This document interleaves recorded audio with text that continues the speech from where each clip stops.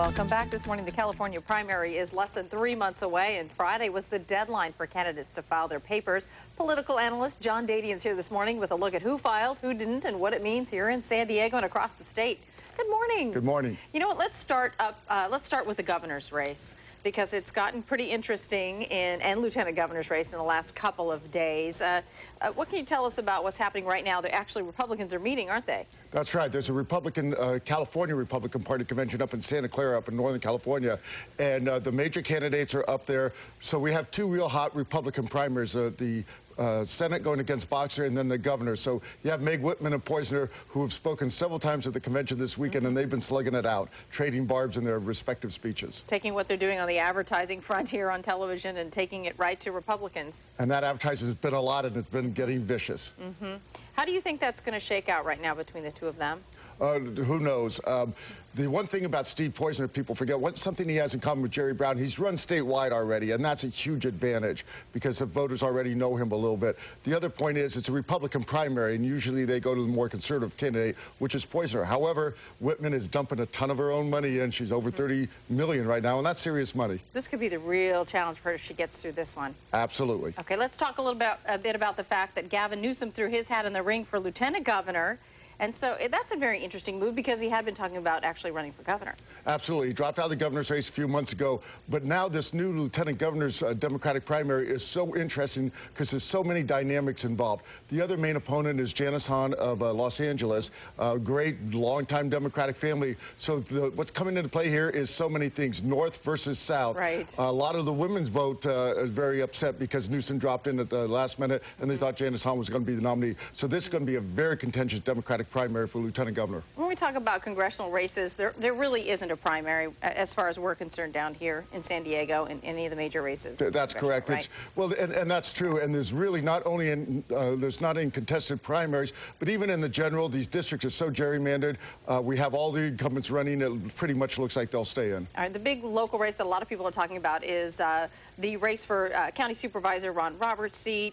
A while back, it looked like, you know, he was pretty much the front runner. No one was going to challenge him when it came to re-election, but things have changed a bit. As short as a week ago, when San Diego Councilwoman Donna Fry announced that she wasn't going to challenge him, everybody thought that the race was over and that he would win in June. Because in a nonpartisan primary, you can win in June if you get 50% plus one vote. Then your name doesn't even appear on the November ballot. Now, filing did hit, and there's several candidates that have filed against Supervisor Roberts. So mathematically, there's a chance he may be pushing a runoff. Sheila Jackson throwing her name in the ring there, and a couple of other well-known people who have run before. Sheila Jackson, of course, is a school board member, so what you always want to look at if somebody's coming from another office, they already have a constituency, and a lot of her school board district overlaps that supervisorial district, so she's clearly formidable. Steve Whitburn, who ran for city council against Todd Gloria, you know, obviously did not win, so now he's running for county supervisor, and there are a couple other names. This is going to be a very interesting race. Also, the race for sheriff. A lot of elements in play over the last week or so when it comes to the candidates there.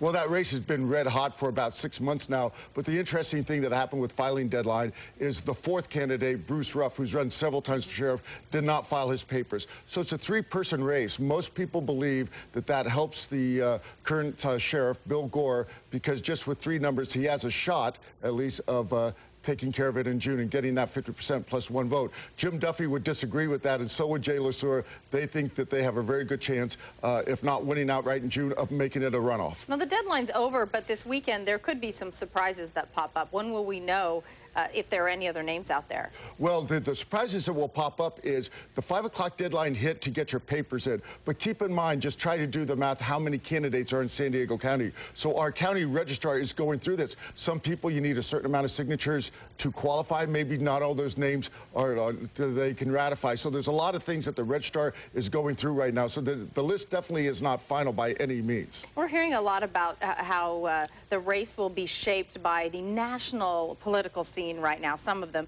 more people are going to be driven to the polls. Will that be affected? Will that play an effect in the primary? Oh, absolutely. Yeah. There's so many different factors that affect it.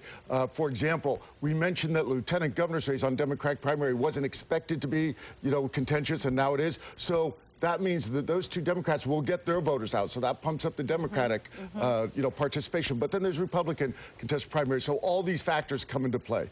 All right, be very interesting. John Dadian, thanks for coming in.